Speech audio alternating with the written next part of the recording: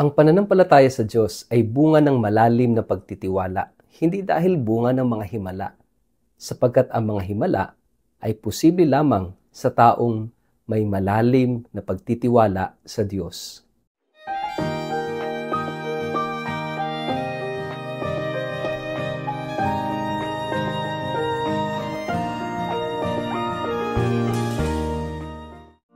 Ang mabuting balita ng Panginoon ayon kay San Marcos. Umalis doon si Jesus at umuwi siya sa sariling bayan kasama ang kanyang mga alagad. Pagdating ng araw ng pamamahinga, si Jesus ay nagturo sa sinagoga. Maraming tao ang nakarinig sa kanya at sa kanilang pagkamanghay nagtanungan sila. Saan niya natutunan ang lahat ng iyan? Anong karunungan itong ipinagkaloob sa kanya? Paano siya nakakagawa ng mga himala? Hindi ba ito ang karpinterong anak ni Maria at kapatid ni Santiago, Jose, Judas at Simon? Taga rito rin ang kanyang mga kapatid na babae, hindi ba? Kaya hindi sila naniwala sa kanya. Dahil dito sinabi ni Jesus sa kanila, ang isang propeta ay iginagalang ng lahat, maliban ng kanyang mga kababayan, mga kamag-anak at ng kanyang pamilya. Hindi siya nakagawa roon ng mga himala maliban sa ilang may sakit na pinatungan niya ng kanyang kamay at pinagaling. Namangha siya dahil ayaw nilang maniwala sa kanya. Nilibot ni Jesus ang mga nayon sa paligid at tinuruan niya ang mga taga-roon. Ang mabuting balita ng Panginoon. Word of the day, hear what God has to say.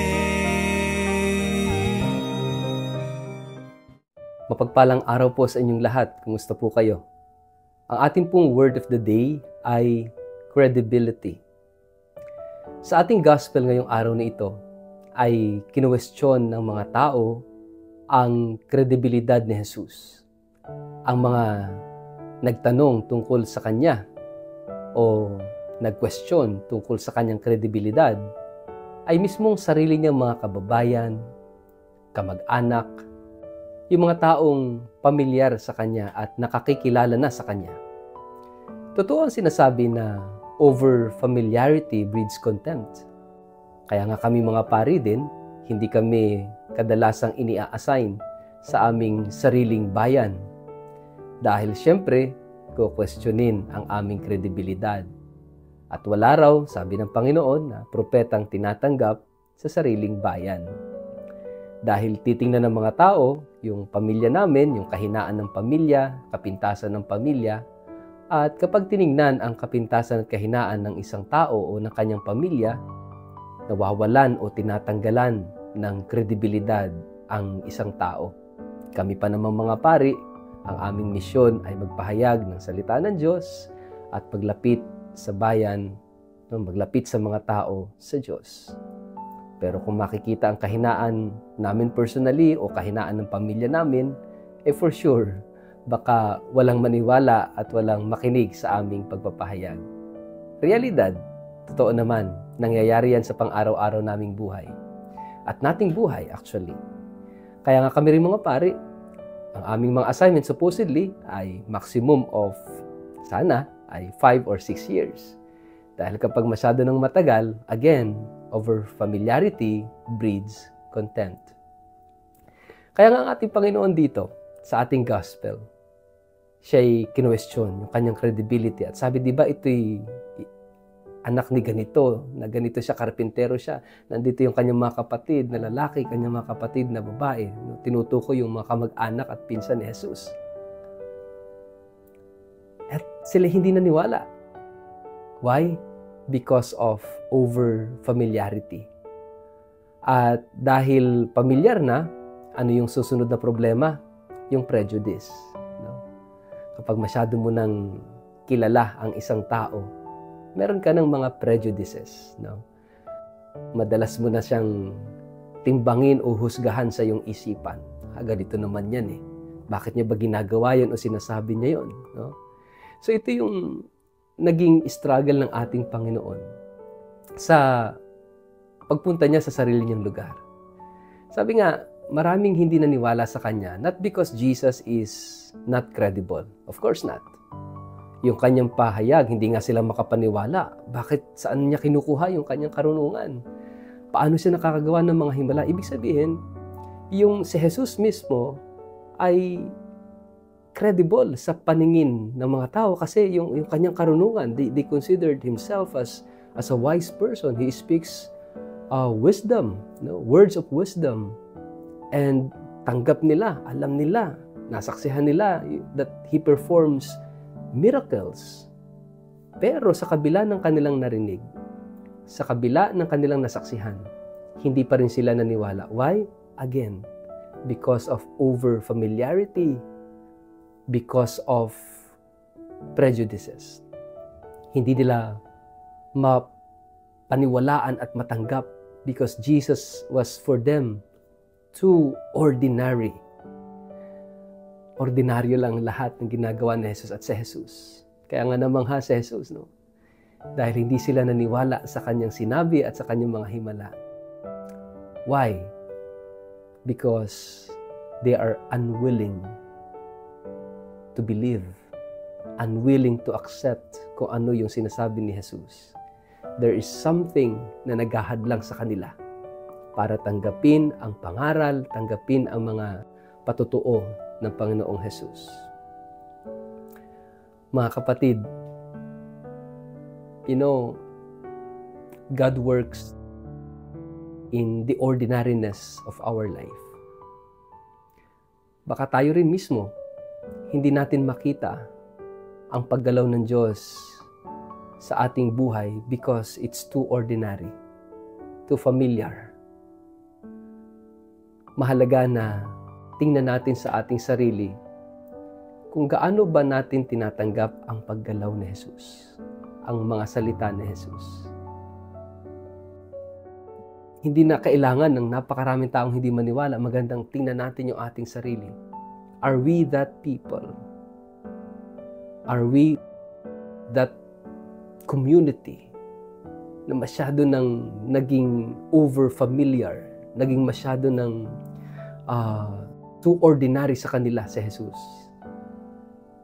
Na akala nila'y ganoon na nila kilala, no? Si Jesus. That's why hindi nila tinanggap lahat ng sinasabi at ginagawa ng Panginoon. Do we also have that unbelief sa ating sarili?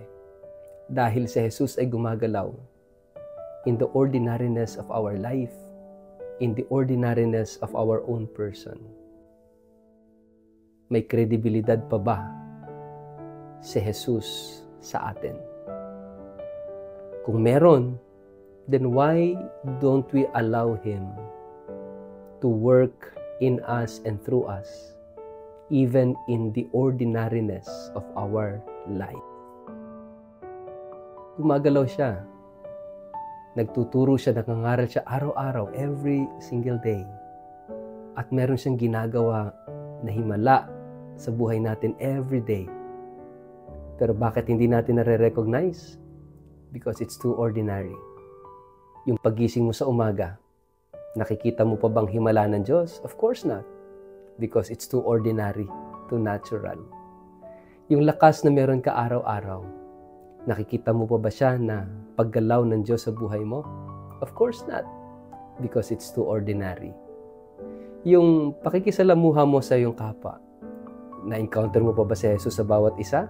Nakikita mo pa ba siya sa bawat isa? Yung mata mo ba may kakayanan pang makita ang Diyos sa iyong kapwa? Of course not. Wala na, because it's too ordinary. Mga kapatid, baka katulad tayo na mga kababayan ni Jesus. Hindi na naniniwala sa galaw ng Diyos, hindi naniniwala sa mga salita ni Jesus dahil overfamiliar na, dahil it's too ordinary. Mga kapatid, credibility is all about faith.